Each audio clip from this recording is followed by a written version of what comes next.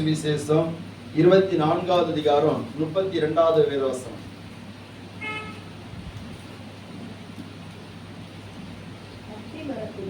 அத்தி மரத்தினால் ஒரு உவமையை கற்றுக்கொள்ளுங்கள். அதிலே இளங்கிளை தோன்றி துளிர்விடும் போது வசந்த காலம் சமீபமாயிற்றென்று அறிவீர்கள். அடுத்த வசனம். அப்படியே இவைகளெல்லாம் நீங்கள் காணும் போது அவர் சமீபமாய் வாசல் அருகே வந்திருக்கிறார் என்று அறியுங்கள். அல்லேலூயா. இன்னொரு வசனத்தை கூட வாசிக்கலாம். லூக்காவின் சுவிசேஷம் 21வது அதிகாரம் 29வது வசனம். பிள்ளைங்க யாரோ ஒருத்தர் வாசிங்க. 21வது அதிகாரம் 29வது வசனம்.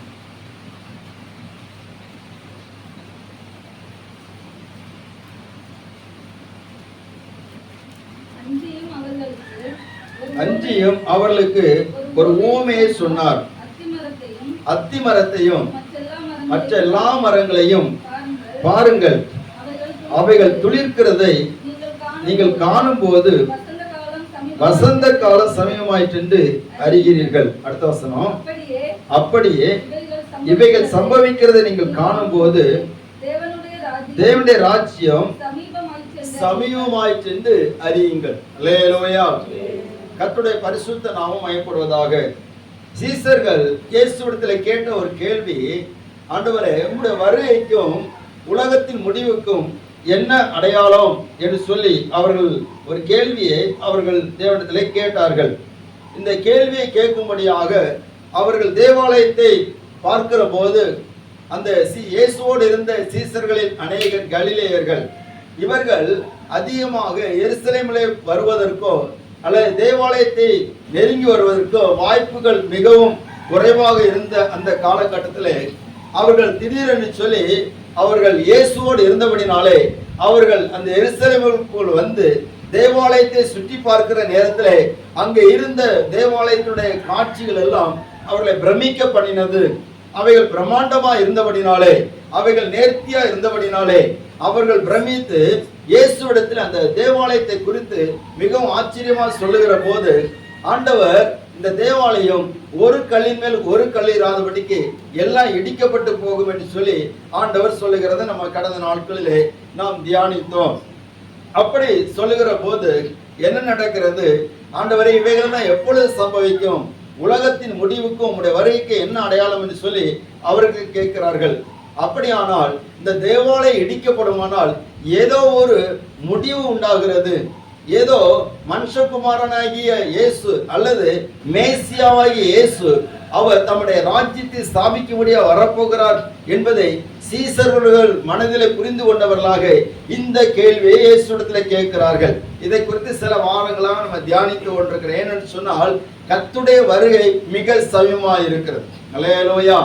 சோதர பூமிக்குரிய காரியங்களையே நாம் அதிகமாக நாம் யோசித்து சிந்தித்து அதற்காகவே நாம் கிறிஸ்தவ வாழ்க்கை வாழ்ந்துவிடக் கூடாது.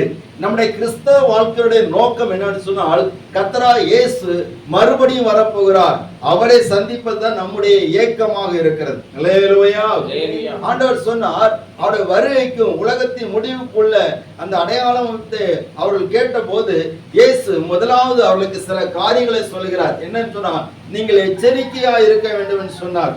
எதற்கு சொன்னால், ஒருவனும் உங்களை வஞ்சியாதபடிக்கு எச்சரிக்கையா இருக்குன்னு சொன்னார். 4 காரியங்களை நாம் தியானிக்க ஆண்டவர் கிருபை செய்தார். எச்சரிக்கையா இருங்கள் என்று சொல்லி. 2வது நிலைத்திருங்கள் சொல்லி ஆண்டவர் சொன்னார். அவருடைய வார்த்தையிலே, அவருடைய வசனத்திலே, அவருக்குள்ளால அன்பிலே ஸ்தோத்திரம் நாம் நிலைத்திருந்து, உபத்திரவத்திலே நாம் நிலைத்திருந்து அவருக்கு கனி கொடுக்கிறவர்களாக மட்டுமல்ல, அவரை சாட்சியாக அறிவிக்கிறவர்களாகவும் ஆண்டவர் நிலைத்திருக்க சொன்னார். 3வது, கடந்த வாரத்திலே தியானித்தோம், உங்கள் ஆத்துமாக்களை என்ன செய்யுங்க. அல்லேலூயா. எல்லாரும் இங்கதானே இருக்கீங்க. போன வாரத்துல என்ன வார்த்தை தியானித்தோம்? உங்கள் ஆத்துமாக்களை காத்து கொள்ளுங்கள்.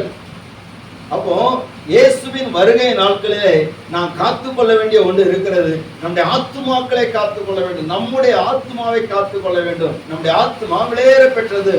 இயேசுவின் வருகையிலே மீட்கப்பட்ட ஆத்மா மட்டும்தான் அது பரலோகத்துக்கு போகும், இயேசுவோடு போகும்.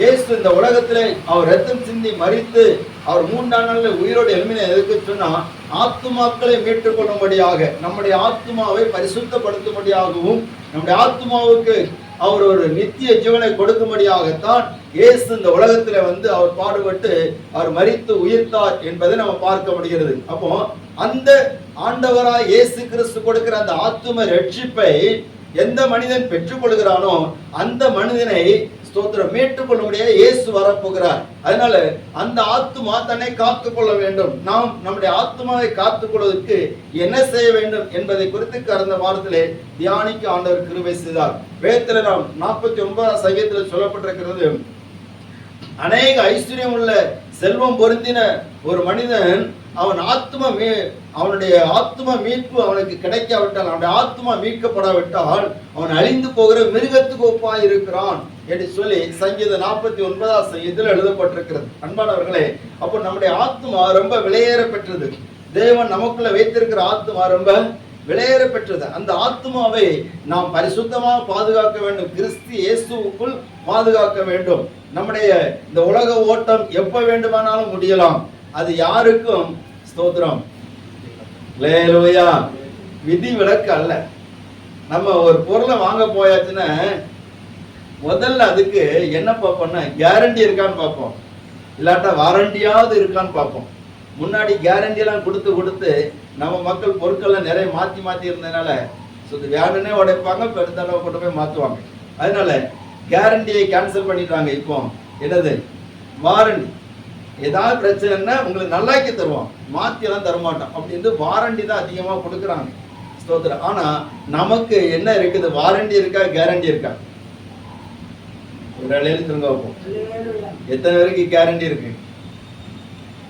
சரி, வாரண்டியாவது இருக்குதா? அல்லேலூயா. ஆனா கேரண்டி இருக்குது, நமக்கு வாரண்டி இருக்குது. எங்க தெரியுமா? இயேசுவுக்குள்ள. அல்லேலூயா. அவர் தான் நமக்கு கேரண்டி. அவர் தான் நமக்கு உத்தரவாதம்.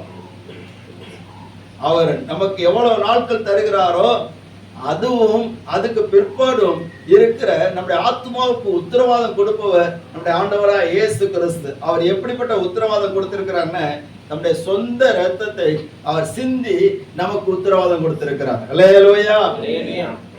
அல்லேலூயா. ஸ்தோத்திரம். அதே ஆண்டவர் இன்னொரு காரியத்தை சொல்லுகிறார். என்னவென்று சொன்னால், இந்த விஷயம் ரொம்ப முக்கியமான ஒரு காரியம், அதுதான் சொல்ல விரும்புகிறேன். நீங்கள் ஸ்தோத்திரம் உங்கள் அத்திமரத்தை குறித்து ஆண்டவர் சொல்லுகிறார். அத்திமரம் துளிர் விடுகிற போது என்ன சொன்னா, வசந்த காலம் சமயமாயிற்று என்று சொல்லி அறிகிறீர்கள். இவைகள் எல்லாம் நீங்கள் சம்பவிக்கிறத பார்க்கும் போது என்ன சொல்லப்பட்டிருக்கிறது? மத்தேயு சுவிசேஷம் 24ஆம் அதிகாரத்துல 32, 33 சொல்லப்பட்டிருக்கிறது, அவர் வாசலருகே வந்திருக்கிறார் என்று அறியுங்கள். முதல்ல எச்சரிக்கையா இருங்கள், இரண்டாவது நிலைத்திருங்கள், மூன்றாவது ஆத்மாவை காத்துக் கொள்ளுங்கள், நான்காவது அவர் வாசலருகே வந்திருக்கிறார் என்று அறியுங்கள். அப்போ இயேசு எவ்வளவு சமயமாய் வந்திருக்கிறார் என்பதை குறித்த ஒரு அறிவு நமக்கு தேவைப்படுகிறது. அவர் பக்கத்துல வந்துட்டார். இப்போ பஸ் ஸ்டாப்ல நிக்கிறோம், பஸ் சத்தம், பஸ் வரும்போதே சில மாற்றங்கள் வரும். ஒன்னுல பஸ்ஸுக்கு சத்தம் கேட்க, அங்க இருந்துட்டு அவன் ஒரு 1/2 கிலோமீட்டர் அந்த பக்கத்துல இருந்து ஒரு கான் அடிப்பான். அந்த சத்தத்துக்கு நம்ம ரொம்ப கவனமா இருப்போம். இப்பெல்லாம் இங்கே அப்படிதான் நினைக்கிறேன். முன்னாடி எல்லாம் நாங்க வடக்கு தான் வந்துருப்போம். பஸ் எல்லாம் இப்ப இருக்கிற மாதிரி பஸ் எல்லாம் அப்போ கிடையாது. மணிக்கூர் கணக்குல காத்திருக்கணும். நான் சின்ன பையனா இருக்கும்போது அந்த வடக்கு தான் ஒரு பஸ்ஸுக்காண்டி ரொம்ப நேரம் காத்திருப்போம். இங்க இருந்து அந்த முக்கு திரும்புற வரைக்கும் பார்த்துட்டே இருப்போம். பஸ் சத்தம் கேட்குற மாதிரி இருக்கும், போய் பார்த்தா வேற வண்டியா இருக்கும். எத்தனையோ நாட்கள் இப்படி இருக்கு. அப்ப ஏதோ ஒண்ணு அந்த சத்தம் கேட்டனா, ஏதோ பஸ் பக்கத்துல வந்துட்டு அப்படின்னு சொல்லி நம்ம ஒரு கணிக்கிறோம். இதே போலத்தான் ஆண்டவர் சொல்கிறார், அவர் வாசல் அருகே வந்திருக்கிறார். அல்லேலூயா. மேகம் கருத்துன்னு நினைக்கிறோம், இவர் இப்பொழுது இன்னைக்கு நல்ல மழை பெய்யும் சொல்லி நினைக்கிறோம். அந்த மேகம் வெளுத்துட்டு மழை நின்னுட்டு அப்படி சொல்லி தெரியுது. எல்லாமே நம்ம கணிக்கிறோம். எல்லாரும் கவனிங்க. அல்லேலூயா. ஒரு முக்கியமான செய்தியை உங்களுக்கு சொல்ல விரும்புகிறேன். அவர் வாசல் அருகே வந்திருக்கிறார் என்பதை அறியுங்கள்.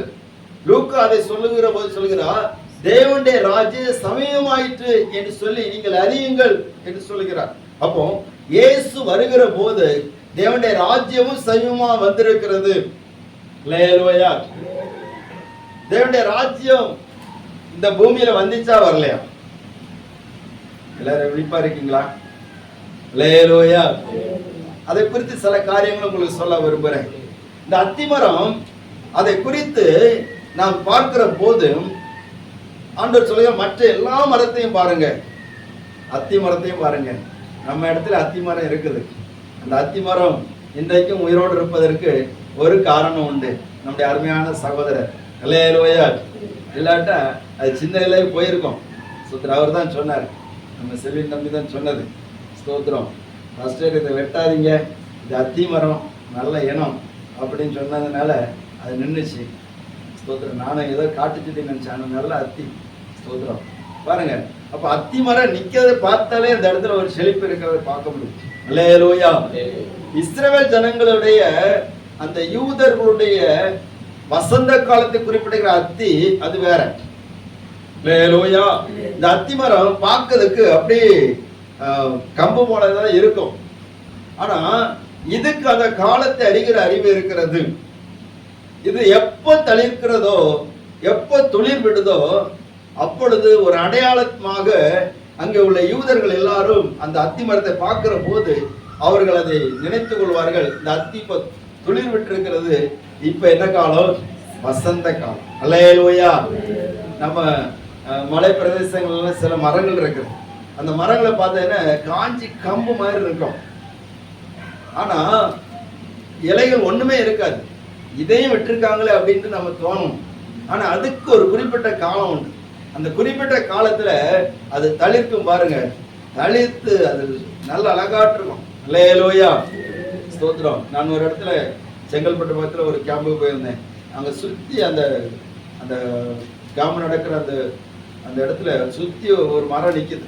அந்த மரத்தை பார்த்தீங்கன்னா கம்பு மாதிரிதான் இருக்கு. சுத்தி சுத்தி வெறும் பட்டு போன கம்பு மாதிரி இருக்கு. ஆனா சில இடங்கள்ல பார்த்தீங்கன்னா சில தழுத்து போயிருக்கு.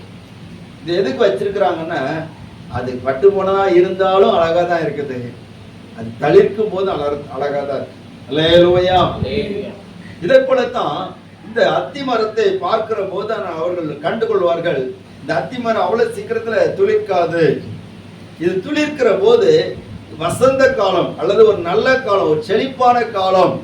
அல்லேலூயா. பருவநிலை மாறுகிறது என்பதை அறிந்து கொண்டார்கள். இந்த அத்திமரம் என்பது எதை குறிப்பிடுகிறது என்று சொன்னால், வேத வல்லுநர்கள் சொல்லுகிற ஒரு காரியம் சொன்னா, அதாவது இஸ்ரவேல் தேசத்தில் மிக முக்கியப்படுத்தப்பட்ட ஒரு மரம் என்னன்னா அத்தி மரம். இந்த இஸ்ரவேல் ஜனங்களை அவர்களை ஒப்பிட்டு இந்த அத்தி மரத்தை சொல்லப்படுகிறது. அல்லேலூயா. இஸ்ரவேல் ஜனங்களை ஒப்பிட்டு இந்த அத்தி மரம் சொல்லப்படுகிறது. இந்த அத்தி மரம் எப்படியெல்லாம் துளிர்க்கிறதோ அதே போலத்தான் இந்த இஸ்ரவேல் ஜனங்கள் எப்பொழுதெல்லாம் பட்டு போனது போல, காய்ந்து போனது போல, இல்லாமல் இருந்தது போல இருந்தாலும் அவர்களுக்கு ஒரு துளிர்வு வருகிறது. கவனிக்கிறீங்களா? அல்லேலூயா. அல்லேலூயா. அந்த துளிர்வான நாட்கள் என்னது? அப்போ ஆண்டவர் அவருடைய வருகை நாளை குறித்து சொல்லி இருக்கிறார். இயேசு இந்த உலகத்திலே அவர் வந்தார் என்பது ஆவியின்படி அல்ல, எழுத்தின்படி நிறைவேறின சம்பவம். அல்லேலூயா. ஸ்தோத்திரம். நம்ம டிவி பெட்டியில பாக்குற மாதிரி, கிராபிக்ல பாக்குற மாதிரி இல்ல, எழுத்தின்படி நிறைவேறின ஒரு சம்பவம், சரித்திரம். அதை நாம் புரிந்து கொள்ள வேண்டுமானால் இந்த உலக சரித்திரங்களை இரண்டாக பிரித்து பார்க்கப்படுகிறது. ஒன்று கிமு, இன்னொன்று கிபி என்று சொல்லி நம்ம பார்க்க முடிகிறது. பாருங்க, கவனிங்க. கவனிக்கிறீங்களா எல்லாரும்? இப்ப நிறைய மகான்கள் இருக்கிறாங்க, நிறைய தத்துவ ஞானிகளா வந்தாங்க. ஸ்தோத்திரம். சாக்ரட்டிஸ் சொல்லி ஒருத்தர் வந்தார். அவருடைய சரித்திரத்தை எழுதுகிற போது எப்படி சொல்றாங்கன்னா, கிமு இத்தனை வருஷத்துல வந்தார். அல்லேலூயா. புத்தர் அவருடைய சரித்திரத்தை எழுதும் போது கிமு இத்தனை வருஷத்துல வந்தார். ஸ்தோத்திரம். முகமது நபி அவருடைய சரித்திரத்தை எழுதும் போது கிபி இத்தனை வருஷத்துல வந்தார். அல்லேலூயா. அப்போ நிறைய பெரிய பெரிய மகான்கள், தத்துவ ஞானிகள், மதவாதிகள், ஆன்மீகவாதிகள் அவங்கெல்லாம் வரும்போது அவங்களுடைய சரித்திரத்தை யாரை மையமாக வைத்து எழுதப்படுகிறது சொன்னால் கிறிஸ்து இயேசுவை மையமாக வைத்து எழுதப்படுகிறது. ஒரு அலையில சொல்ல வேண்டதான். எல்லாரும் அப்படி உண்மன் இருக்க பார்த்தீங்கன்னா குளிராட்டு இருக்குது. அல்லேலூயா. ரொம்ப அப்படியே இம்ப்ரெஸ் ஆகி இருந்த மாதிரி தோணும். கவனிங்க. அப்போ இந்த சரித்திரங்கள் எழுதுகிற போது கிறிஸ்து இயேசுடைய பிறப்பையும் அவரை குறித்து அவரை மையமாக வைத்துதான் எழுதப்படுகிறது. இதுவே ஒரு பெரிய ஒரு அடையாளம். இது இயேசுடைய பிறப்பும் அவருடைய வாழ்க்கை முறையும் அவர் மரித்ததும் அடக்கம் பண்ணப்பட்டதும் 3 நாட்கள் உயிரோடு எழும்பினதும் கதைகள், அது சரித்திரமான நடந்த சம்பவம். அல்லேலூயா. கர்த்தருடைய பரிசுத்த நாமம் மகிமைப்படுவதாக. அத்திமரம் துளிர் விடுகிற போது தேவனுடைய ராஜ்யம் சமீபமாயிற்று என்று அறியுங்கள் என்று சொல்லப்பட்டிருக்கிறது. அப்ப அத்திமரம் எப்பொழுதுதான் துளிர் விட்டது? அத்திமரம் என்று சொன்னால் நான் உங்களுக்கு சொன்ன காரியம் அது யூதர்களை குறிப்பிடுகிறது. நல்லா கவனிங்க. ஆண்டவர் இஸ்ரவேல் ஜனங்களை ஆண்டவர் பிரித்தெடுத்து கானான் தேசத்தில் கொண்டு வைத்தார். அவர்களுக்கு நியாயாதிபதிகளை கொடுத்தார். அதுக்கு பிற்பாடு ராஜாக்களுடைய காலம் வந்தது. சவுல் முதல் ராஜாவாக இருந்தான். 2வது ராஜாவாக தாவீது இருந்தான். தாவீதுக்கு பிற்பாடு சாலமோன் இருந்தான். சாலமோனுக்கு பிற்பாடு அந்த இஸ்ரவேல் தேசம் 2 பகுதியாக பிரிந்தது. யூதா ராஜ்யம் இஸ்ரவேல் ராஜ்யமாக பிரிந்தது. வட தேசம் தென் தேசமாக பிரிந்தது. இந்த யூதா அதை ஆண்ட அரசர்கள் அவர்கள் ஒரு பக்கத்தில் இருந்தார்கள். இஸ்ரவேல் தேசமாக பிரிக்கப்பட்ட அந்த தேசத்தை ஆண்டவர்கள் ஒரு பக்கத்தில் இருந்தார்கள்.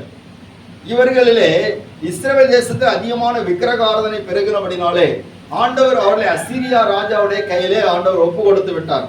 இப்பொழுது இஸ்ரவேல் ஜனங்கள் அத்திமரத்தை போல செழித்திருந்தவர்கள் சிதறடிக்கப்பட்டு அவர்கள் காய்ந்து போன தேசமாக மாறிவிட்டார்கள். அதே போல யூதர்களிலே யூதா தேசத்திலேயும் அவர்கள் தேவனுக்கு பயந்து நடந்தவர்கள் பின் நாட்கள்ல வந்த ராஜாக்கள் தேவனுக்கு கவனிங்க. அல்லேலூயா. தேவன் கொடுத்த பிரமாணங்களை தள்ளி விக்கிரக ஆராதனைக்கு இடம் கொடுத்து தேவனை துக்கப்படுத்தினபடினாலே அவர் ஏற்கனவே தீர்க்கதரிசிகளை கொண்டு வந்து எச்சரித்தும் அவர்கள் கேட்காதபடினாலே அவர்களை பாபிலோன் ராஜாவாகிய நேபுகாத்நேச்சாருடைய கையில ஒப்பு கொடுத்தார். அதுக்கு பிற்பாடு அவர்கள் சொந்த தேசத்தில் வரக்கூடாதபடிக்கு அவர்கள் அந்நிய தேசத்திலே சிறைப்பட்டவர்கள் இருந்தார்கள், கொல்லப்பட்டவர்கள் இருந்தார்கள், அங்கே நிரந்தரமா தங்கினவர்களும் இருந்தார்கள். ஆண்டவர் 70 வருஷம் சிறையிருப்புக்கு ஒப்பு கொடுத்து விட்டார். இதெல்லாம் சரித்திரம். உங்களுக்கு கொஞ்சம் புரிகிறதுக்காக நான் சொல்லுகிறேன், சுருக்கமா சொல்லுகிறேன். அல்லேலூயா.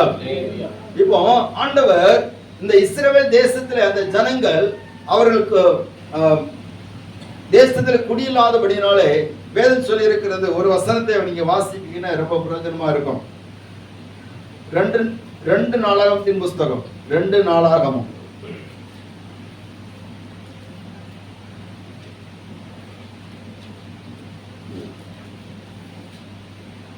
36வது அதிகாரம் 21 வசனம்.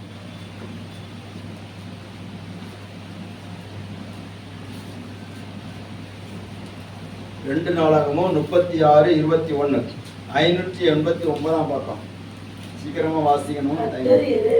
கர்த்தர் எரேமியாவின் வாயினாலே சொன்ன வார்த்தை நிறைவேறும்படிக்கு தேசம் தன்னுடைய ஓய்வு வருஷங்களை ரம்மியமாய் அனுபவித்து தீருமட்டும் அது பாழாய் கிடந்த நாளெல்லாம், அதாவது 70 வருஷம் முடிய மட்டும் ஓய்ந்திருந்தது. 70 வருஷம் அந்த தேசம் பாழாய் கிடந்தது. நெகேமியாவுடைய நாட்களிலே அந்த தேசம் பாழாய் கிடந்தது குறித்து சொல்லும் போது சுட்டரிக்கப்பட்டு கிடந்தது. அதுல குடியிருப்பதற்கான யூதர்கள் இல்லை. அந்த பட்டணத்தை கட்டியெழுப்பதற்கான ஆட்கள் இல்லை. அந்த பட்டணத்துக்காக பரிதவிக்கக்கூடிய யாரும் கிடையாது. தேவாலயம் இடிக்கப்பட்டு கிடக்கிறது, மதில்கள் எல்லாம் இடிக்கப்பட்டு கிடக்கிறது. இதெல்லாம் நெகேமியாவுடைய நாட்களில் அவர்கள் பார்க்கிறார்கள். ஏனென்று சொன்னால் அவர்கள் அந்த தேசம் துளிர் விடாதபடிக்கு வறண்ட தேசமா மாறிவிடுகிறது. அந்த தேசத்தை சிறைப்பிடித்தவர்கள் அதை பாழாகும்படியாக விட்டு விட்டார்கள். இப்ப நீங்க இப்பவும் பாப்பீங்கன்னா இஸ்ரவேல் தேசத்துல அநேக பகுதி பாலைவனமாகத்தான் இருக்கு. அப்ப ஆண்டவர் 70 வருஷம் அந்த தேசத்தை பாழாய் கிடக்கும்படியாக விட்டு விட்டார். இந்த 70 வருஷம் முடிந்த பிற்பாடு தான் ஆண்டவர் தானியேலை கொண்டு தானியேல், எசேக்கியேல் இப்படிப்பட்ட தீர்க்கதரிசிகளை கொண்டு ஆண்டவர் தீர்க்கதரிசனம் உரைத்து அவர்களை அங்க இருந்து வெளியே கொண்டு வருகிறார். அல்லேலூயா. அப்பொழுது அந்த அத்திமரம், காய்ந்து போன அத்திமரம், கவனிங்க, காய்ந்து போன அத்திமரம், பட்டு போன அத்திமரம், யூதர்கள் மறுபடியும் அந்த இடத்துல துளிர்க்க ஆரம்பித்தார்கள். அல்லேலூயா. துளிர்க்க ஆரம்பித்த போது அந்த தேவாலயம் கட்டப்பட்டது. எஸ்ராவின் நாட்களிலே அந்த மதில் கட்டப்பட்டது. நெகேமியாவுடைய நாட்களில் எல்லாமே ஒரே சரௌண்டிங் அந்த காலகட்டம் தான். நெகேமியாவுடைய நாட்களில் கட்டப்பட்டது. இந்த சம்பவங்கள் நடந்தது. அவர்கள் மறுபடியும் ஒரு மகிழ்ச்சியை பார்த்தார்கள். வாசிக்கலாம். நெகேமியாவின் எஸ்ராவின் புஸ்தகம் 3வது அதிகாரம் 12வது வசனம். முந்தின ஆலயத்தை கண்டிருந்த முதிர் வயதான ஆசாரியரிலும் லேவியரிலும் பிதாக்கள் வம்சங்களின் தலைவரிலும் அநேகர் இந்த ஆலயத்துக்கு தங்கள் கண்களுக்கு முன்பாக கண்டபோது மகா சத்தமாய் அழுதார்கள். வேற அநேகம் பேரோ கம்பீர சந்தோஷமாய் ஆர்ப்பரித்தார்கள். அல்லேலூயா. அவர்களுக்கு ஒரு துளிர்வு வந்த போது மிகுந்த ஒரு சந்தோஷம் உண்டாகிறது. என்ன துளிர்வுன்னு சொன்னா, ஸ்தோத்திரம், அல்லேலூயா. என்ன துளிர்வுன்னு சொன்னா, அங்க தேவாலயம் கட்டப்படுகிறது. மறுபடியும் பட்டு போன அவர்கள் அந்த இடத்துல வந்து குடியிருக்க வருகிறார்கள். குடியிருப்பு உண்டாகிறது. அவர்கள் மறுபடியும் தங்கள் பட்டணங்களை கட்டுவதற்கு, தங்கள் வீடுகளை கட்டுவதற்கு, தங்கள் நிலங்களை பயிரிடுவதற்கு மறுபடியும் துளிர்விடுகிறார்கள். அல்லேலூயா. அருமையானவர்களே, ஆண்டவர் நம்மை துளிர்விட பண்ணுவார். எத்தனை பேர் நம்புறீங்க? ஆமென். அல்லேலூயா. பாழாய் கிடக்கிறவைகள், சத்ருவினால் அநேக நேரத்தில் சிதறடிக்கப்பட்டவைகள், சேதப்படுத்தப்பட்டவைகள், இவைகள் எல்லாவற்றையும் மறுபடியும் கர்த்தர் கட்டுவிக்கும்படியாக ஆண்டவர் எரேமியாவை கொண்டு சொல்கிறார். 31வது அதிகாரத்தில் சொல்கிறார், எருசலேமே நீ மறுபடியும் கட்டப்படுவாய், நான் உன்னை கட்டுவிப்பேன் சொல்கிறார்.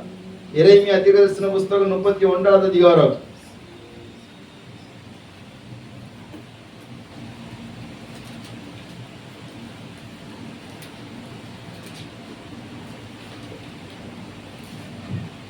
4வது வசனம்.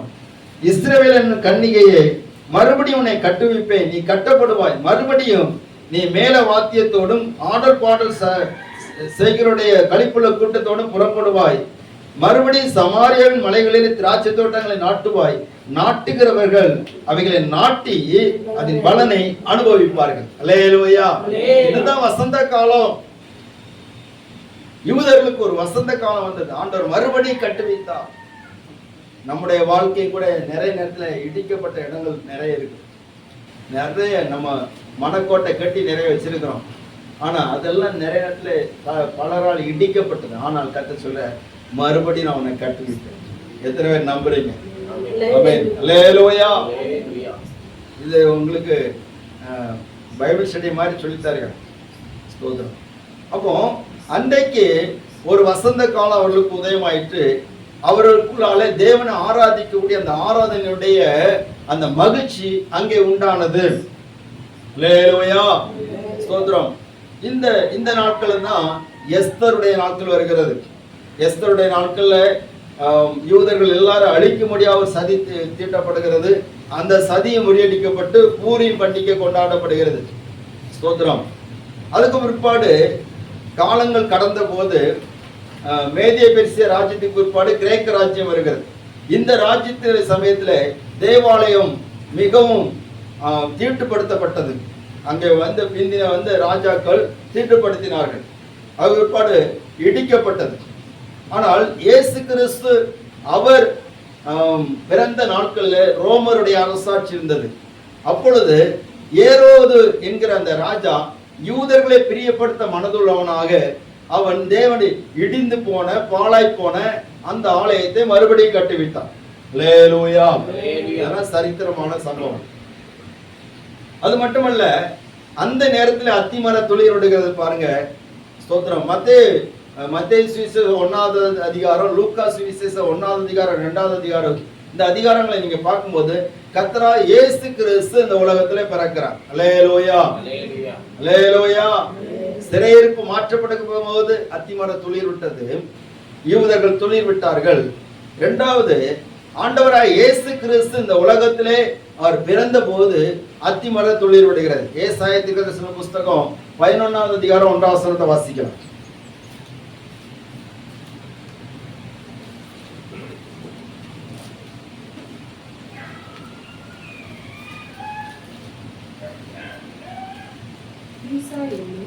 ஈசா என்னும் அடிமரத்திலிருந்து ஒரு துளிர் தோன்றி வேர்களிலிருந்து ஒரு கிளை எழும்பி செழிக்கும். அல்லேலூயா, ஸ்தோத்திரம்.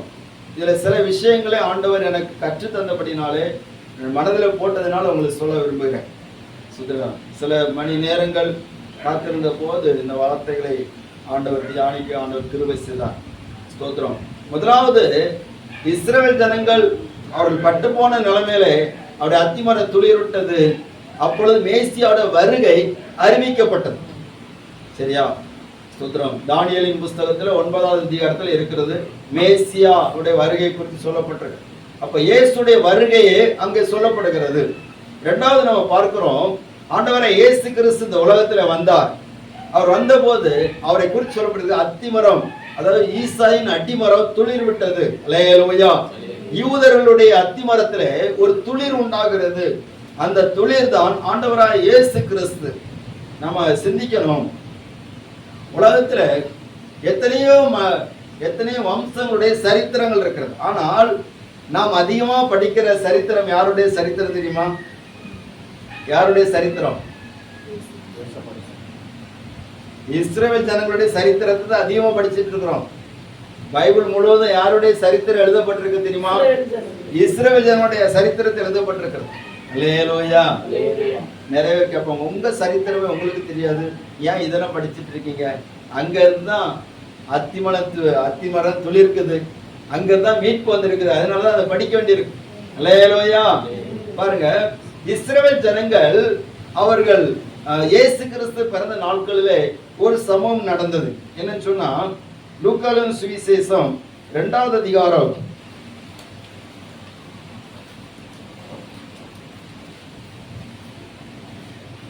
1வது வசனம்.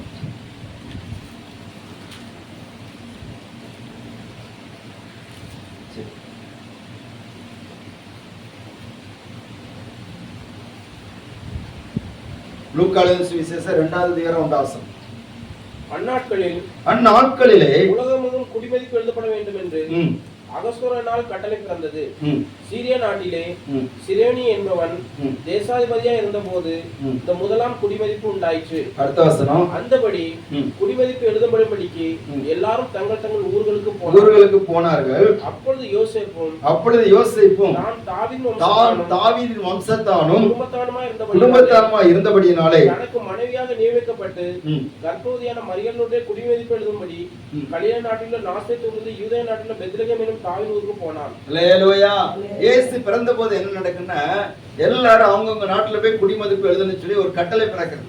இது எதை குறிப்பிடுதுன்னு சொன்னா, யூதர்களுடைய மறுபடியும் அவருடைய சிதறி போனவர்கள், உடைந்து போனவர்கள், அவங்களுடைய உரிமைகள் மறுபடியும் அவர்களுக்கு கிடைக்கும்படியாக ஆண்டவருடைய கிரியைகள் அங்க வெளிப்படுகிறது.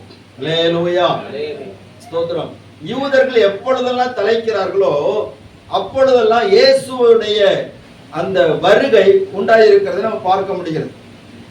ஸ்தோத்திரம். யூதர்களை குறித்து சொல்லப்பட்ட அந்த தீர்க்கதரிசன வார்த்தை அங்கே தானியேல் மூலமாக, எரேமியா மூலமாக சொல்லப்படும் போது இயேசு கிறிஸ்துடைய வருகை, அவருடைய ராஜ்யத்தை குறித்து சொல்லப்படுகிறது. ஆண்டவராய் இயேசு கிறிஸ்து அவர் பிறந்த நாட்களிலே யூதர்களுக்கு குடிமதிப்பு எழுதப்பட வேண்டும், எல்லாரும் எழுதப்படும் சொல்லி அந்த கட்டளை பிறக்கிற நேரத்திலே ஆண்டவர் இயேசு அவர் பிறக்கிறார். அல்லேலூயா. 400 வருஷங்கள் இந்த இஸ்ரவேல் ஜனங்களுக்குள்ளால தீர்க்க தரிசனம் கிடையாது, எந்த தேவனுடைய வார்த்தையும் கிடையாது.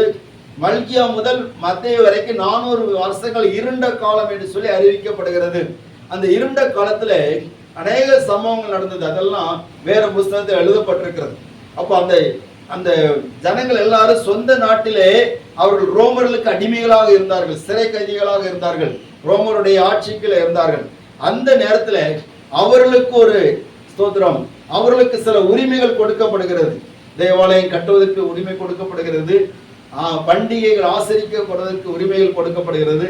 அந்த அத்திமரம் அந்த நேரத்துல துளிர்த்த போது, அந்த நேரத்துல தான் ஆண்டவர் இயேசு இந்த உலகத்திலே பிறந்தார். அல்லேலூயா, அல்லேலூயா, அல்லேலூயா, ஸ்தோத்திரம். அத்திமரம் துளிர் விடுகிற போது அவர் வாசலருகே வந்திருக்கிறார் சொல்லி அறியுங்கள். யூத ஜனங்களுக்கு ஒரு துளிர் வருகிற போது அவர் பக்கத்துல வந்துட்டார். ஸ்தோத்திரம். ஒரு காலத்திலே ஆண்டவராய் இயேசு கிறிஸ்து யூத ஜனங்களுக்கு ஏற்பட்ட அந்த துளிர்வினாலே, அல்லது அவர்கள் அத்திமரத்தை போல துளிர்த்த அந்த நாட்களிலே ஆண்டவர் இயேசு இந்த உலகத்துல வந்தார். எதற்கு வந்தார் சொன்னால், பாவிகளை ரட்சிக்கவே கிறிஸ்து இயேசு இந்த உலகத்திலே வந்தார். அல்லேலூயா. மத்தேயு லூக்காவின் சுவிசேஷம் 19வது அதிகாரம் 10வது வசனம் என்ன சொல்லப்பட்டிருக்கிறது? இழந்து போனதை தேடவும் ரட்சிக்கவும் மனுஷகுமாரன் வந்திருக்கிறார். அல்லேலூயா, அல்லேலூயா. அவர் வந்ததினாலே மரண இருளில் இருக்கிற ஜனங்களுக்கு ஒரு வெளிச்சம் கிடைத்தது. அவர் வந்ததினாலே பூமியில் உள்ள எல்லா ஜனங்களுக்கும் ஒரு ரட்சிப்பின் வழி பிறந்தது. வசந்த காலம். ஒரு சொல்லுங்க பாப்போம். எத்தனை பேர் அந்த வசந்த காலத்தை அனுபவிச்சிருக்கிறீங்க? கை தூக்குங்க பாப்போம். உங்களுக்கெல்லாம் கோடை காலம் தான் ஒத்து. எங்களுக்கு எங்க வசந்த காலம்? அதெல்லாம் சொல்லக்கூடாது. அவர் ரட்சித்திருக்கிறாரா? இயேசு இந்த உலகத்துல வந்ததுனாலதான் உங்களை ரட்சித்தாரு. பின்னே கை தூக்கி சொல்லதுக்கு அப்படி கூச்சப்படுறீங்க? எத்தனை மையப்படுத்துங்க பார்ப்போம். அல்லேலூயா. அவர் தந்த வசந்த காலம் என் வாழ்க்கையில இருக்குன்னு சொல்றவங்க மட்டும் அவர் அல்லேலூயா சொல்லுங்க பார்ப்போம். அல்லேலூயா. அவர் இந்த உலகத்துல வந்ததுனால ஒரு வசந்த காலம். யூதர்கள் அந்த நாட்களை துளிர் விட்டதினாலே உண்டான வசந்த காலம் நமக்கு இன்றைக்கு வரைக்கும் ஆசீர்வாதமா இருக்கிறது. இந்த வசந்த காலம் அதனுடைய தன்மை என்ன சொன்னா, அது வரைக்கும் இருந்த வறட்சி எல்லாவற்றையும் மாற்றி விடுகிறது. எத்தனை பேருக்கு புரியுது? அது வரைக்கும் இருந்த எல்லா வறட்டு தன்மையில மாற்றி விடுகிறது. அப்போ இந்த வசந்த காலம் யாருக்குள்ளெல்லாம் வருதோ அதுவரையிலிருந்து குடும்ப சாபங்கள் எல்லாம் மாறிடும். அல்லேலூயா. பாவத்தின் நுகங்கள் எல்லாம் மாறிவிடும். அதுவரையில் நம்முடைய வாழ்க்கையில் இருக்கிற சாத்தானுடைய ஆளுகை மாறிவிடும். ஸ்தோத்திரம். சகை என்கிற மனுஷனை குறித்து நம்ம பார்க்கும்போது, அவனுக்கு அதுவரைக்கும் அவன் வரி வாங்குவதிலையும் பணம் சம்பாதிப்பதிலையும் அதிலே ரொம்ப சந்தோஷப்பட்டு கொண்டிருந்தான். மற்றவருடைய வேதனையை அவன் பார்க்கவில்லை. அவன் வாழ்க்கையில ஒரே குறிக்கோள் பணம் சம்பாதிக்கணும். அல்லேலூயா. உள்ளனா இருந்தாலும் அவன் கள்ளனா இருந்தான். உள்ளனா இருந்தாலும் அவன் கள்ளனாக இருந்தான். ஆனா இயேசு என்கிற அந்த அத்திமரம் அந்த மனிதனுக்குள்ளால் துளிர்விட்ட போது, இயேசு என்கிற வசந்த காலம் அவனுக்குள்ள துளிர்விட்ட போது, அவன் அப்பதான் புரிஞ்சது, இதெல்லாம் நான் இதுவரைக்கும் இருந்த வசந்த காலம் கிடையாது, அதெல்லாம் நம்மளை பாழாக்குற காலம், அதெல்லாம் வசந்த காலம் கிடையாது, வறண்ட காலம். அல்லேலூயா. உங்களுக்கு வறண்ட காலம் வேணுமா வசந்த காலம் வேணுமா? இயேசு நம்ம வாழ்க்கையில வந்தாதான் வசந்த காலம். இயேசு இல்லாட்டா நம்ம எவ்வளவு சம்பாதிச்சாலும் எவ்வளவு உழைச்சாலும் எவ்வளவு அனுபவிச்சாலும் அது வறண்ட காலம். அல்லேலூயா. சோத்திரம். அவன் அது வரைக்கும் இருந்ததெல்லாம் அவனுக்கு முதல்ல செழிப்பா இருந்துச்சு. நம்ம அவனை பார்க்கறவெல்லாம் பொறாமப்பட்டான். இருந்தா அந்த சகை மாதிரி இருக்கணும். அவன் பத்திய குள்ளனா இருந்தாலும் எவ்வளவு கள்ளனா இருக்கான். சோதரர் எவ்வளவு புத்திசாலியா இருக்கான். நமக்கு சில பணக்காரங்களை பார்த்தா பொறாம வரும். அல்லேலூயா. ஆமா சொல்லுவோம்ல, அர்ப்பனுக்கு வாழ்வன் தான். சொல்லுங்களா, உங்களுக்கா தெரியாது? நீங்க எல்லாரும் சொல்றது கேட்டதுன்னா எனக்கே தெரியுது.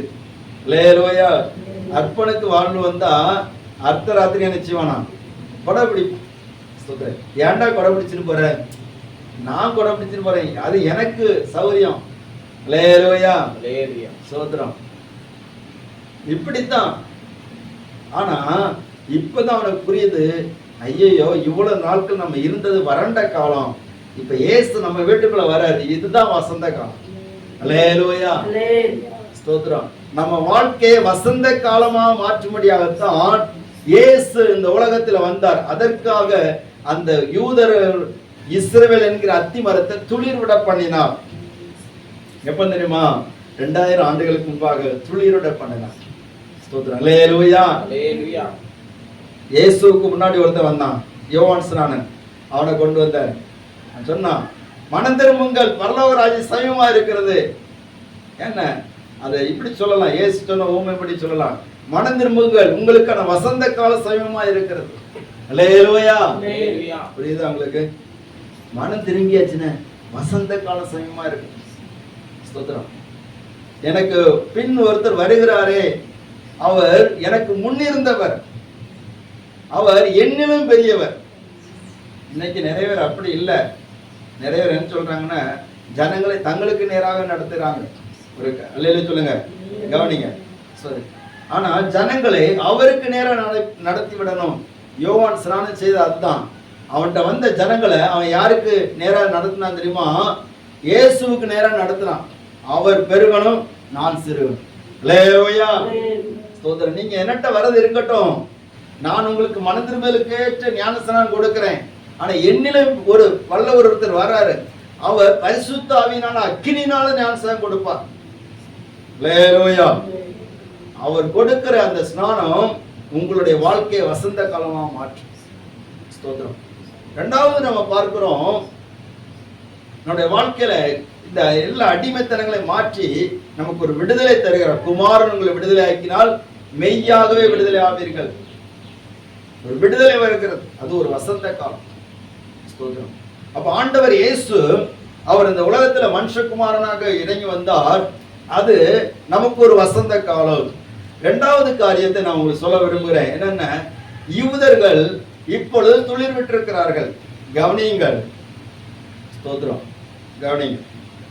அதாவது இயேசு கிறிஸ்து அவர் சிலுவையில் அறையப்படுவதற்கு கொண்டு போகப்படுகிற நேரத்தில், ஸ்தோத்திரம், அங்கே இருந்த யூதர்கள் எல்லாரும் சொன்னார்கள். என்ன சொன்னார்கள்?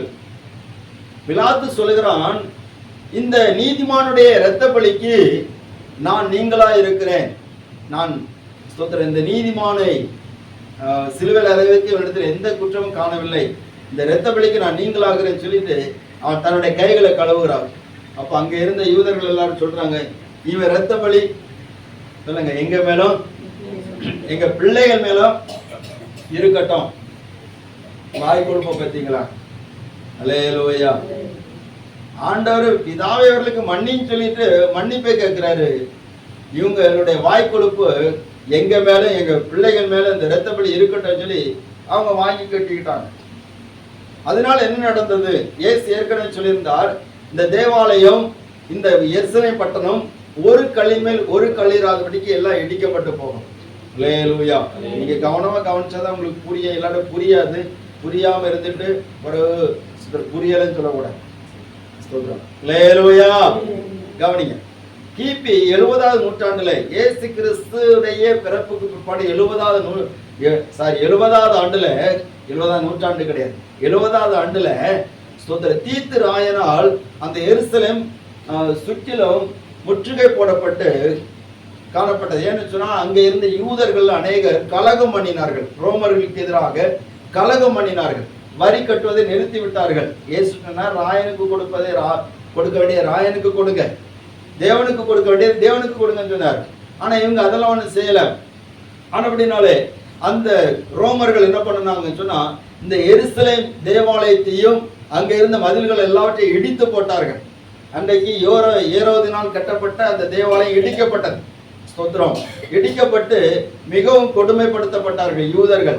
அந்த நாட்களை யூதர்கள், துளிர் விட்டிருந்த யூதர்கள், அவர்கள் இயேசுடைய அந்த வார்த்தையை ஏற்றுக்கொள்ள முடியாதபடிக்கு காணப்பட்டபடினாலே உலகம் எங்கிலும் சிதறடிக்கப்பட்டார்கள். அல்லேலூயா. கவனிங்க, உலகம் முழுவதும் சிதறடிக்கப்பட்டாங்க. அன்றைக்கு ஆண்டவர் சொன்னார், எருசலேமை பார்த்து சொன்னார், எருசலேமே உன் சமாதானத்துக்கு ஏற்றவளை அறிந்திருந்தாயனால் நலமா இருக்கும் சொன்னாரா இல்லையா? அதுக்கு நடந்த அழிவை பார்த்து சொன்னார். சரித்திரம் சொல்லுகிறது, அன்றைக்கு நடந்த அந்த யுத்தத்துல குதிரையினுடைய கடிவாளம் வரைக்கும் ரத்தம் புரண்டு வந்ததாம். அப்ப எவ்வளவு கொடுமையா இருந்திருக்கும் பாருங்க. ஸ்தோத்திரம். அப்படிப்பட்ட கொடுமைகள் நடந்தது. யூதர்கள் உலகம் முழுவதும் சிதறடிக்கப்பட்டார்கள். எப்போ வரைக்கும் சிதறடிக்கப்பட்டாங்கன்னு சொன்னா 1948 வருஷம் வரைக்கும் சிதறடிக்கப்பட்டிருந்தார்கள். அவங்களுக்கு சொல்லி சொந்தமான ஒரு தேசம் இல்லை. சொந்தமான ஒரு தேசம் இல்லை. உலகம் முழுவதும் சிதறடிக்கப்பட்டாங்க. இப்பொழுது இருக்கிற இஸ்ரவேல் தேசம் அவர்கள் பல நாள் பல முறை ஆட்சி மாற்றப்பட்டு வந்தது. கிரேக்கர்கள் ஆண்டார்கள், பெர்சியர்கள் ஆண்டார்கள், இஸ்லாமியர்கள் ஆண்டார்கள். கவனிங்க. அல்லேலூயா. சத்தம் அல்லேலூயா. எல்லாருக்கும் கதை சொல்லிட்டு இருக்கல, சரித்திரத்தை சொல்லிட்டு இருக்கிறேன். சரியா நீங்க புரிஞ்சுங்க. யாராவது கேட்டாச்சுன்னு சொல்லணும். அல்லேலூயா. இத்தனை பேருக்கு புரியுதா புரியலையா? புரிஞ்சு சொல்றவங்க ஒரு அழைப்பு எத்தனை ஆசிரியர் கவனிங்க. சிதறடிக்கப்பட்டார்கள். 1948 வருஷம் வரைக்கும் யூதர்களுக்கு சொல்லி ஒரு சொந்தமான ஒரு நாடு இல்லை என்கிற நிலைமை வந்தது.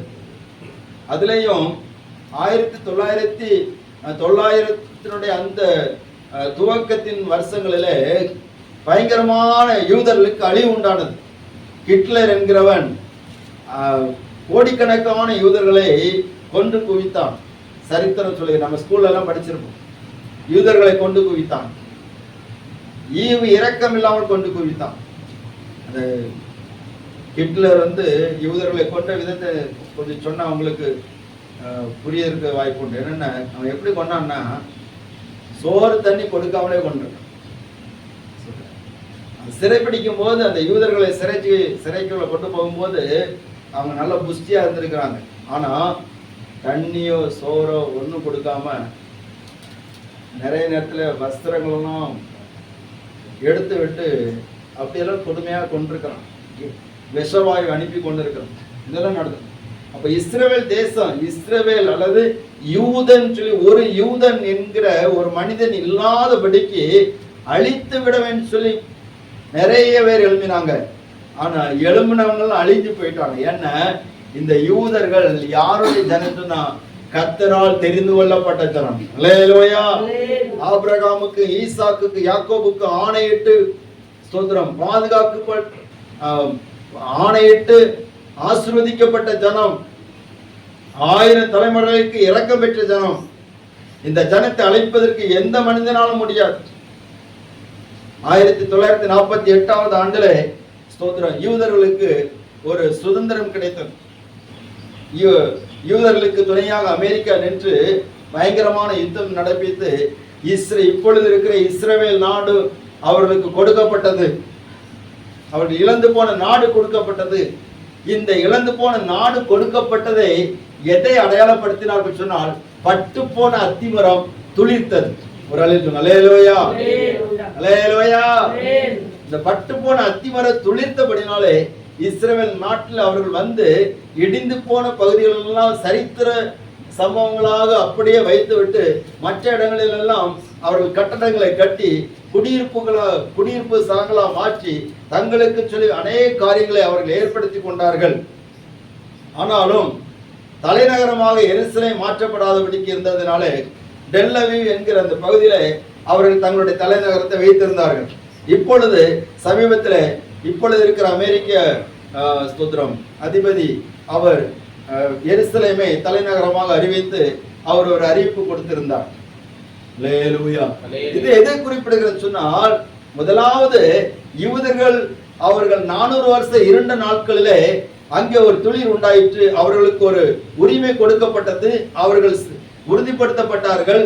குடிமதிப்படும்படியாக தங்கள் ஊருக்கு போகும்படியாக ஏற்படுத்தப்பட்டார்கள். அந்த சமயத்திலே இயேசு இந்த உலகத்திலே பிறந்தார். அல்லேலூயா. ஒரு சொல்லுங்க அல்லேலூயா. இரண்டாவது ஆண்டவராய் இயேசு கிறிஸ்து வருகை நாளை குறித்து நம்ம சிந்திக்கிறோமே. இந்த நாட்கள் என்ன நடக்கிறது? இஸ்ரவேல் தேசம் ஒரு தனி நாடாக அங்கீகரிக்கப்பட்டு இன்றைக்கு அது துளிர் விட்டு பெருகி கொண்டிருக்கிறது சொன்னால் இது எதை குறிப்பிடுகிறது? கர்த்தராகிய இயேசு கிறிஸ்து வாசல் அருகே வந்திருக்கிறார். கை தட்டி கர்த்தரை மகிமைப்படுத்துங்க.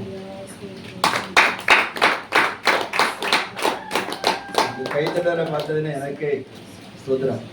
அல்லேலூயா. கர்த்தர் உங்களை ஆசீர்வதிப்பார். பாருங்க, அவர் வாசல் அருகே வந்திருக்கிறார். அப்ப அவர் வரதுக்கு சில நிமிடங்கள் தான் இருக்கிறது. அத்திமரம் துளிர் விட்டது. யூதர்கள் தங்களுடைய ஸ்தானத்தில் உறுதிப்படுத்தப்பட்டு விட்டார்கள். ராஜ்யம் அது பலப்பட்டுட்டே இருக்குது.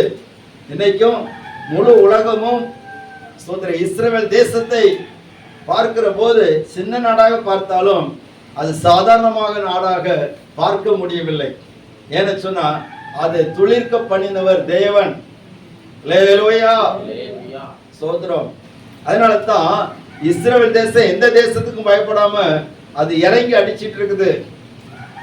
ஏன்னு சொன்னா அந்த தேசத்தை துளிரோட பண்ணி இருக்கிறார். யூதர்களுக்கு சொல்லி ஒரு நாடாளுமன்றம் இருக்கிறது, யூதர்களுக்கு சொல்லி சட்டங்கள் இருக்கிறது, யூதர்களுக்கு சொல்லி ஆயுதங்கள் இருக்கிறது, அவர்களுக்கு சொல்லி ஆயுதங்களை தயாரிக்கக்கூடிய இடங்கள் இருக்கிறது. இதெல்லாமே இருக்கிறது. உலகத்தினுடைய முழு அங்கீகாரமும் இஸ்ரவேல் தேசத்துக்கு கொடுக்கப்பட்டிருக்கிறது. அல்லேலூயா. சத்தம் அல்லேலூயா. அப்போ இந்த சம்பவம் நடக்கிற போது என்ன நடக்கிறதுன்னு சொன்னா, கர்த்தராகிய இயேசு கிறிஸ்து வாசல் அருகே வந்திருக்கிறார். அவருடைய வருகை நாள் மிக சமயமா இருக்கிறது. அவர் எப்படி வருவார்? இப்போ நம்ம புரிந்து கொள்ள வேண்டிய காரியம் சொன்னா, அப்போ ஆண்டவர் சொன்ன எல்லாம் நிறைவேறிட்டு இருக்குது. அத்திமரமும் துளிர் விட்டு விட்டது. இஸ்ரவேல் ஜனங்களும் அவர்கள் துளிர் விட்டு வந்து விட்டார்கள். அதுதான் அத்திமரம் துளிர் விட்டு விட்டது. இந்த சம்பவம் நடக்கும் போது இயேசு வரப்போகிறார். முதலாவது இயேசு வந்தார், இனி இயேசு வரப்போகிறார். அதை நம்ம புரிந்து கொள்ள முடியுது. எப்படி வருவார்? அதுதான் நம்ம இன்னைக்கு கொஞ்சம் பார்க்கணும். கர்த்தருக்கு சித்தமானா வருகிற நாட்கள்ல அதை அவர் எப்படி வருவார் சொல்லி நம்ம பார்க்க போகிறோம். அல்லேலூயா. லூக்காவின் சுவிசேஷம் 17வது அதிகாரம் 24வது வசனத்தை வாசிக்கலாம்.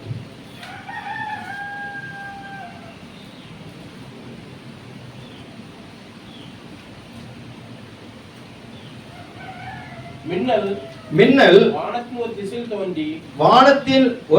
தொடங்கி மறுதிசை வரைக்கும்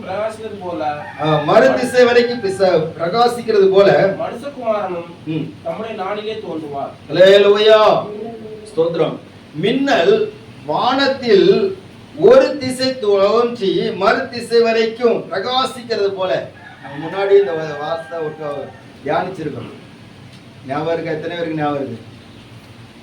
அல்லேலூயா. ஆமா, ஒரு 2 வாரத்துக்கு முன்னாடி பைக்ல நாகர்கோவில்ல இருந்து வந்துட்டு இருக்கும்போது நல்ல மழை.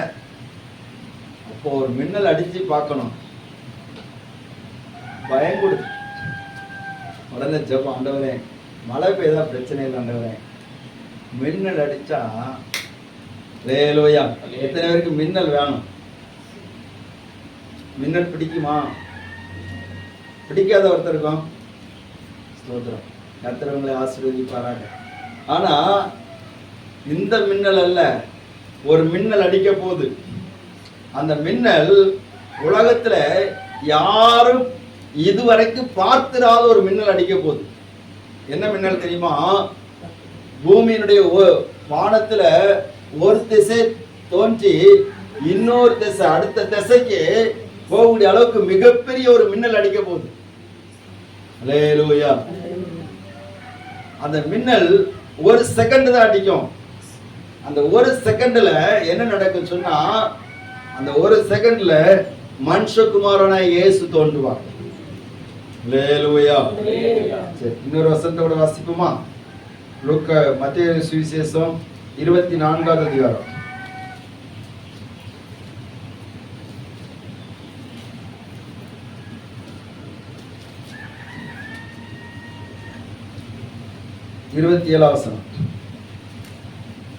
மின்னல் கிழக்கிலிருந்து தோன்றி மேற்கு வரைக்கும் பிரகாசிக்கிறது போல மனுஷகுமாரனுடைய வருகையும் இருக்கும். ஸ்தோத்திரம். இதை குறித்து பவுல் என்ன சொல்கிறார்? ஒரு நொடி பொழுதில். அல்லேலூயா. மின்னல் எப்படி உதிக்கிறது அதே போல ஒரு மின்னல் அடிக்க போகிறது. அந்த நாளிலே மனுஷகுமாரன் தோன்றுவார். முதலாவது ஒரு அத்திமரம் துளிர்த்தது. இயேசு மரியாளுடைய வயிற்றிலே பிறந்தார். ஆனால் இன்னும் இப்போ அத்திமரம் துளிர்த்திருக்கிறது. அவர் வாசலருக்கு வந்திருக்கிறாரு. அவர் எப்படி தோன்றுவார்னா, மின்னல் ஒரு மின்னல் அடிக்கிறது போல கிழக்கிலிருந்து தோண்டி மேற்கு வரைக்கும் எப்படி அடிக்கிறது அதே போல தோன்ற போகிறார். அல்லேலூயா. குழந்தையாக அல்ல, அவர் ராஜாதி ராஜாவாக மணவாளனாக வரப்போகிறார். ஸ்தோத்திரம். 1 கொரிந்தியரின் புஸ்தகம் 15வது அதிகாரம்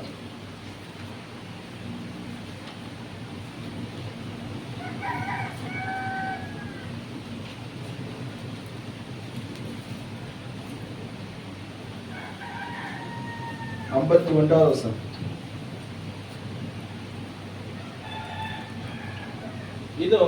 இதோ ஒரு ரகசியத்தை உங்களுக்கு அறிவிக்கிறேன்.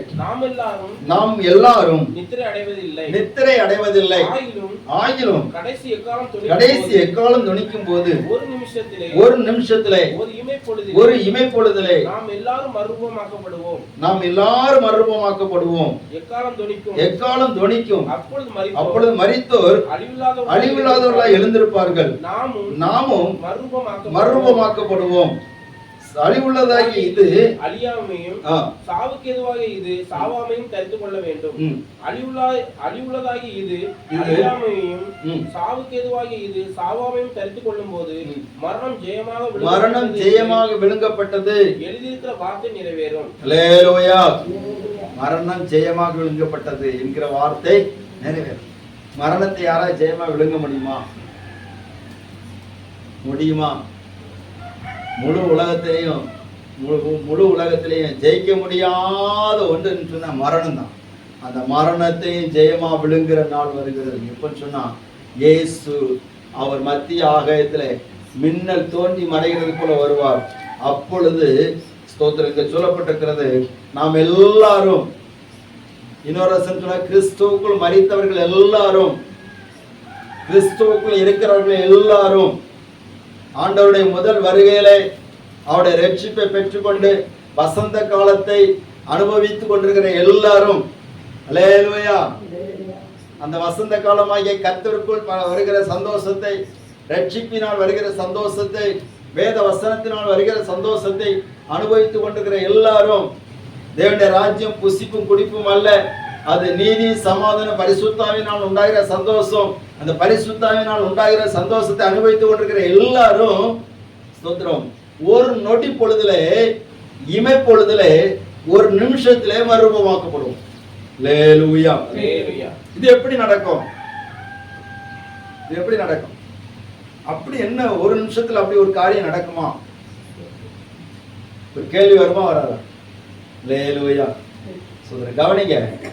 இப்போ ஒரு இடத்துக்கு போனாலுமே சில மணி நேரங்களாக ஆகும். ஸ்தோத்திரம்.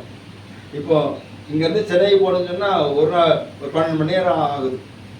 ஃபிளைட்ல போனா 1 மணி நேரம் ஆயிடும். அல்லேலூயா.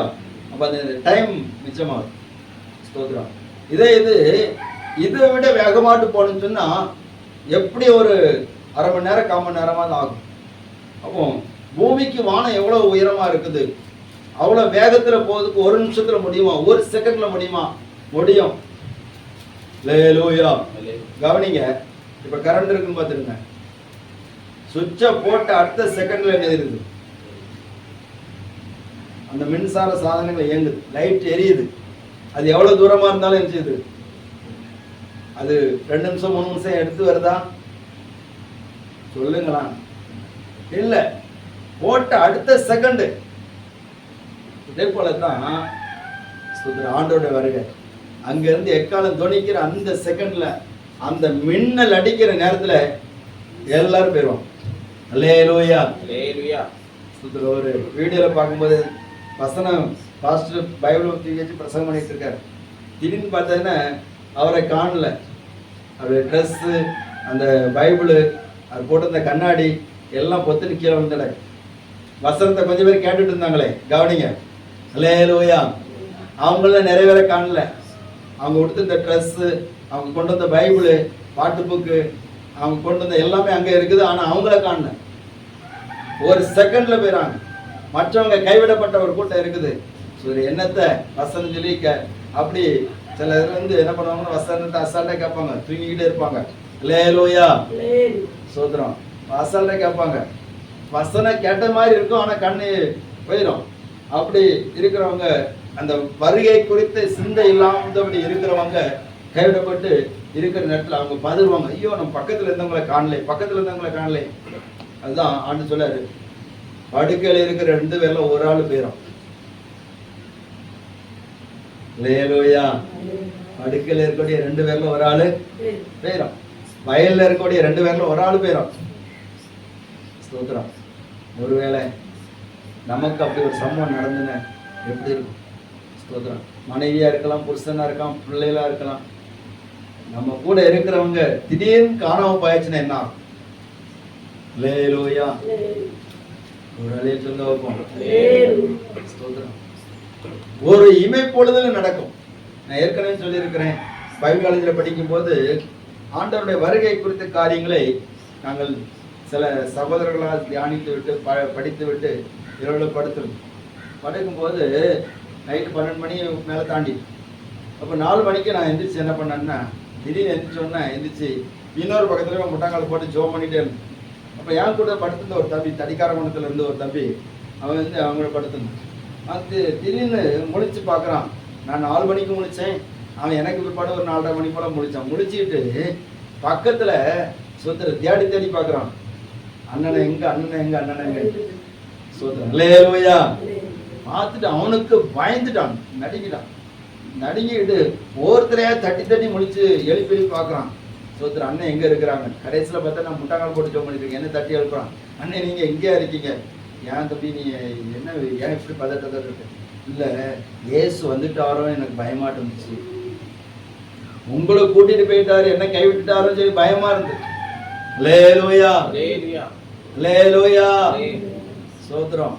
கவனமா இருங்க, உங்க கூட உள்ளவங்க பேர் வாங்க போற, நீங்க கைவிடப்பட்டக்கூடாது. அதனால தான் இந்த நாட்களிலே இயேசுவினுடைய ரட்சிப்பையும் அவருக்குள்ள வளருகிற அந்த ஸ்லாக்கியத்தை விட்டுறக்கூடாது. அத்திமலை துளிர் விட்டாச்சு, அவர் வாசலருக வந்தாச்சு, அவரோட கூட ஆயத்தமா இருக்கிறவங்களை அழைத்து போக முடியும். அவர் வராரு, எக்கால சத்தம் கேட்கும், கல்லறைகள் திறக்கும், கிறிஸ்துவுக்குள் மரித்தவருடைய கல்லறை திறக்கும், அவர் உயிரோடு இருக்கிறவங்களை மறுரூபமாக்கி கொண்டு போவார். ஏன் இந்த வார்த்தை சொல்லப்படுகிறது? ஆண்டவர் உங்களை என்னை தம்முடைய ராஜ்யத்தில் சேர்த்துக் கொள்ள முடியாது. அல்லேலூயா. நம்ம எல்லாரும் ஜெபிக்க போறோம். நோவின் நாட்கள் எப்படி நடந்தது அப்படியே மனுஷகுமார் வர நாட்கள் நடக்கும். இன்னும் சம்பவங்கள் இருக்கிறது. இந்த வசனத்தை தொடர்ந்து நம்ம அடுத்த வாரத்திலையும் தியானிக்கலாம். இன்னும் வார்த்தைகள் இருக்கு. நோவின் நாட்கள்ல ஜனங்களை பார்த்து மனம் திரும்புங்கன்னு சொல்லி சொன்னாங்க. ஆனா யாருமே கேட்கல. 100 வருஷத்துக்கு மேல நோவா பிரசங்கம் பண்ணி இருக்கிற யாருமே கேட்கல. ஒரு நாள் வந்தது, வந்த நேரத்துல ஸ்தோத்திரம் மழை பெய்தது, அந்த பெரும் ஜலப்பிரளயம் வந்து எல்லா ஜனங்களும் அழித்து போட்டது. ஆனால் ஸ்தோத்திரம் அப்பொழுது மனம் திரும்பாமல் இருந்தவர்கள் மறுபடி வந்து தட்டினார்கள், திறக்கப்பட முடியவில்லை. நமக்கு கொடுக்கப்படுகிற நாள் இந்த நாட்களே நம்மை ஆண்டவர் நேசித்தபடினாலே, நமக்காக ஒரு அத்திமர துளிர் விடுகிறதாக நாட்களா இருக்கிறபடினாலே நீ ஆண்டவருக்கு உன்னை ஒப்புக்கொண்டு சொல்லி ஆண்டவர் சொல்லுகிறார். அல்லேலூயா. ஸ்தோத்திரம். ஆண்டவர் நம்மை நேசிக்கிறார். எப்படியாவது நம்ம ஆண்டவருடைய வருகையில செய்யணும். ஆண்டவருடைய வருகையில ஓடி ஒழியக்கூடாது. அல்லேலூயா. நிறைய பேர் ஓடி ஒழிவாங்க. ஓடி ஒளிகிற கூட்டம் வந்து குறித்து நான் அடுத்த வாரம் நம்ம பார்க்கலாம். யார் யார் ஓடி ஒளிவாங்க, யார் யார் போவாங்க அப்படின்னு சொல்லி நம்ம பார்க்கலாம். அப்போ நம்ம போகிற கூட்டத்தில் இருக்கணும். எல்லாரும் எழுந்து நின்று ஜெபம் பண்ணுமோ, உண்மையா ஜெபம் பண்ணணும். ஆண்டவரே, மின்னல் தோன்றி மறைகிற நாள் வருகிறது. ஆண்டவரே, அத்திமர துளிர் விட்டாச்சு, வசந்த காலம் சமயமா இருக்கிறது. நமக்கு ஒரு வசந்த காலம் இருக்கிற. இயேசு வாசலருகே வந்திருக்கிறார், வானத்தின் வாசலருகே வந்திருக்கிறார். அவர் ஒரே ஒரு காரியத்துக்காக காத்து கொண்டிருக்கிறார். என்ன காரியம் சொன்னா, பிதாவுடைய உத்தரவுக்காக காத்து கொண்டிருக்கிறார். ஸ்தோத்திரம். பரலோகத்தின் தீர்மானத்துக்காக காத்து கொண்டிருக்கிறார். ஸ்தோத்திரம். அவர் சொன்ன எல்லாமே நிறைவேறி கொண்டிருக்கிறது. ஸ்தோத்திரம். அவர் சொல்லுகிற எல்லாமே நிறைவேறி கொண்டிருக்கிறது. அவர் ஸ்தோத்திரம் வருகிற வந்த நாட்களில் ஒரு அத்திமர துளிர் விட்டது. அவர் இந்த உலகத்திலே பிறந்தார்.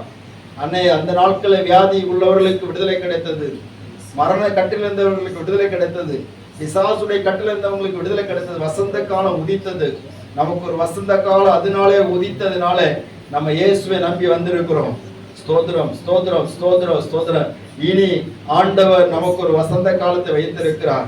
அந்த நாள் இயேசு நம்மை மீட்டுக் கொள்ளும்படியாக வருகிற நாள்.